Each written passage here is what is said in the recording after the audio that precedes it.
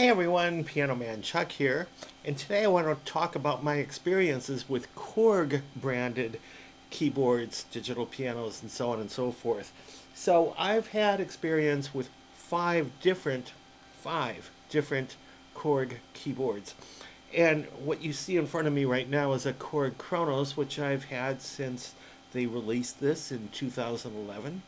So that's 2011, 12, 13, 14, 15, 16, 6 years as of this video. 6 years might be a long time to keep a particular keyboard, but if you go back to 2000 when I bought the predecessor to this, which was the Korg Triton Pro X, I had that for 11 years, 2000 to 2011. And the reason I had that workstation for so long is it just blew everything else out of the water. Roland, Yamaha, just blew them all away.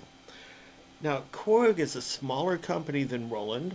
It's a smaller company than Yamaha for sure. Yet, every time they put out a workstation or a product, it just blows everybody else out of the water. In fact, they've done such a great job with the Kronos that you haven't really seen another manufacturer really release a workstation keyboard like this is that comes anywhere close. Not even close.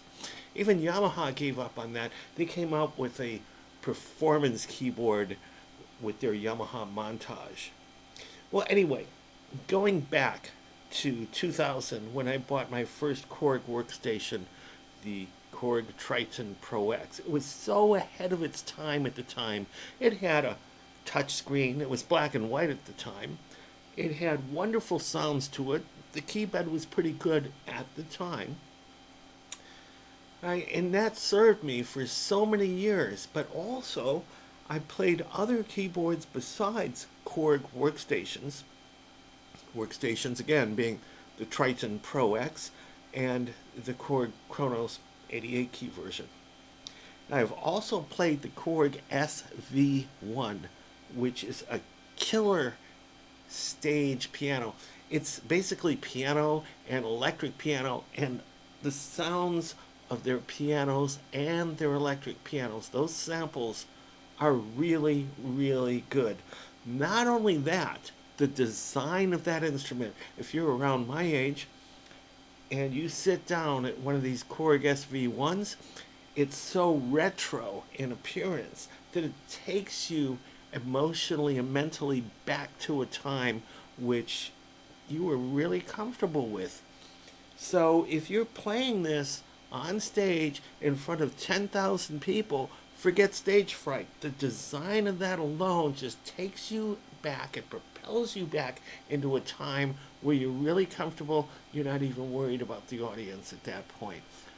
It's got this tube in there. Now, I'm not sure if that vacuum tube serves a purpose other than just appearance, but it's really, really cool.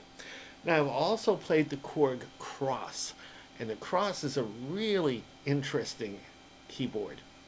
It's red, sort of kind of like Nord, but aside from being red, it's very lightweight.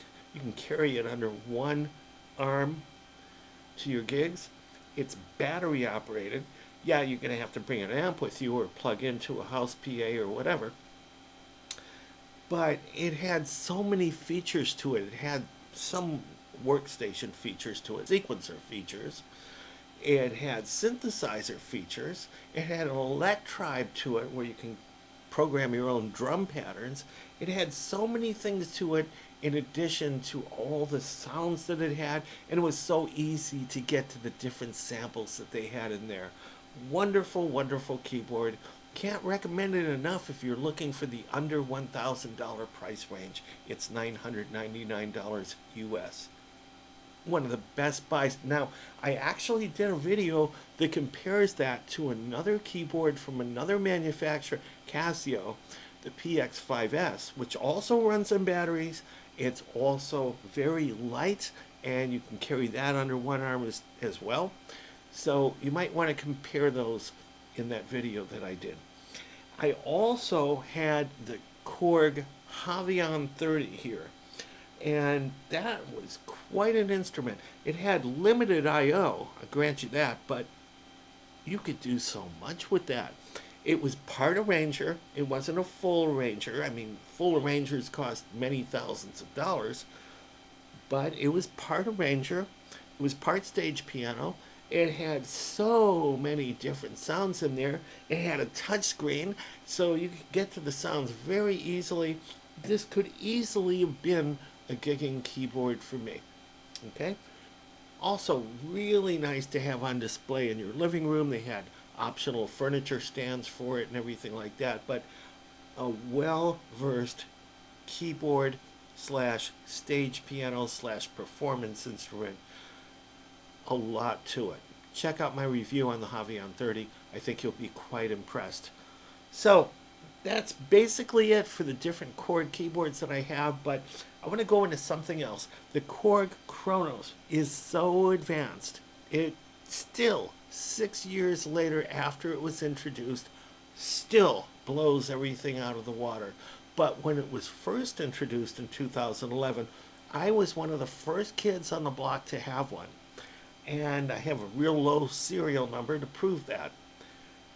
But some of the first ones that came out had a little problem with their keypad, the action here. And Korg came up with a fix for it.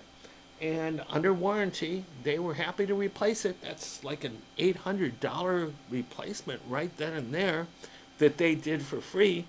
And they were so eager for me to try it out, see how it feels now. I was so impressed. And actually, this RH3 keypad action, they call it the RH3 action that Korg offers, it's one of the better actions out there for a workstation keyboard. In fact, I think it's about the same action as the SV1. That SV1, again, is killer. Check it out if you get a chance. Anyway, that's my take with Korg. I really can't recommend Korg products enough, and also their service and warranty. Killer. Piano Man Chuck, peace out. Thanks for watching.